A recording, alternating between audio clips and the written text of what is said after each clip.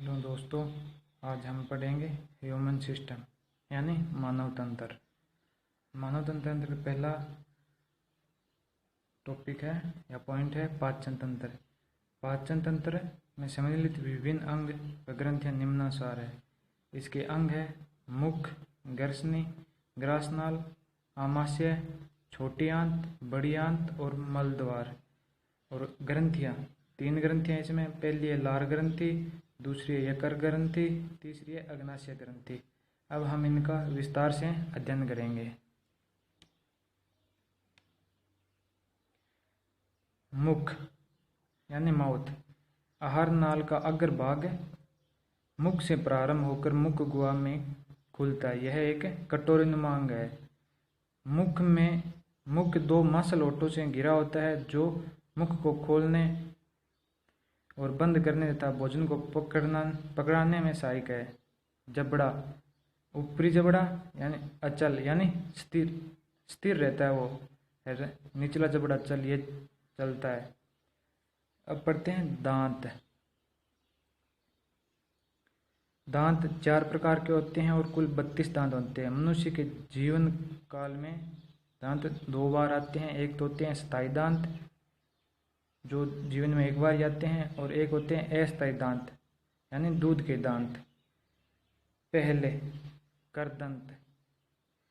करदंत 2 जोड़ी होते हैं और इनका कार्य है भोजन को काटना और कुतरना। याद करने का तरीका, पहला अक्षर क और भोजन का कार्य काटना और कुतरना। क से करदंत और भोजन का कार्य काटना और कुतरना। फिर दूसरा आता है रत्नक। रत्नक 1 जोड़ी होते हैं, भोजन का कार्य होता है चीरना और फाड़ना। प्रीमोलर, ये 2 जोड़ी होते हैं, और मोलर ये 3 जोड़ी होते हैं। इन दोनों का कार्य सेम होता है, ये भोजन को पीसते हैं व चबाते हैं। फिर दूसरा अंग आता है ग्रसनी। यह मुख गुहा व जीवा व तालू के पिछले भाग में एक छोटी सी कुप्पीनुमा ग्रसनी से जुड़ी होती है। यह पाचन और शोषण दोनों का भाग होती है। फिर आती है ग्रास नली। यह एक पेशीय नली है जो करीब 25 सेंटीमीटर लंबी होती है। इसका मुख्य कार्य भोजन को मुख गुहा से आमाशय तक पहुंचाना होता है। अब आगे आता है आमाशय।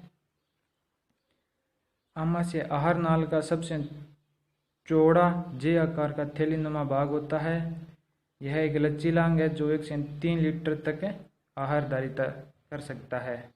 इसकी 1 से 3 लीटर तक आहार रखने की क्षमता होती है। इसमें रस निकलता है, जठर रस या गैस्ट्रिक जूस, जिसकी पीएच होती है 1 से 1.5।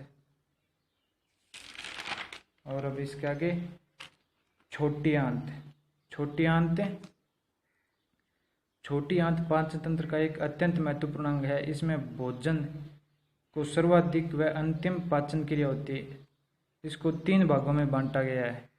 पहला है ग्रहणी, फिर है मध्यांतर, फिर है शेषांतर।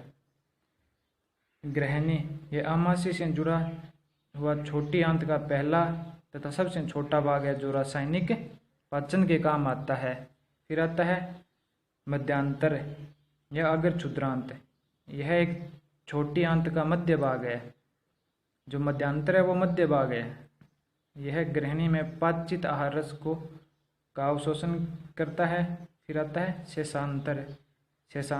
शेष यानी लास्ट, मतलब ये अंतिम भाग होता है जो बड़ी आंत में खुलता है। यह पोषक तत्वों जैसे विटामिन, पित्त, लवण का अवशोषण करता है। फिर आती है बड़ी आंत। बड़ी आंत क्षुद्रांत आगे बड़ी आंत में खुलता है। यहाँ कुछ विशेष जीवाणु पाए जाते हैं। ये जीवाणु छोटी आंत से शेष बचे अपचयित भोजन को किण्वन क्रिया द्वारा पाचन में मदद करते हैं। इसको 3 भागों में बांटा गया है, सीकम, कोलन, रेक्टम। अब सीकम, यह भाग क्षुद्रांत से जुड़ा होता है। यह छोटी आंत से जुड़ा होता है। यह क्षुद्रांत से आने वाले आहार रस का अवशोषण करता है। फिर है कोलन, यह उल्टे यू आकार का होता है। फिर इसका आता है लास्ट भाग अंग आता है, वो है मलाशय। मलाशय आहार नाल का अंतिम भाग होता है, यह एक 20 सेंटीमीटर लंबा होता है तथा अंतिम 3 सेंटीमीटर लंबा भाग गुदनाल कहलाता है।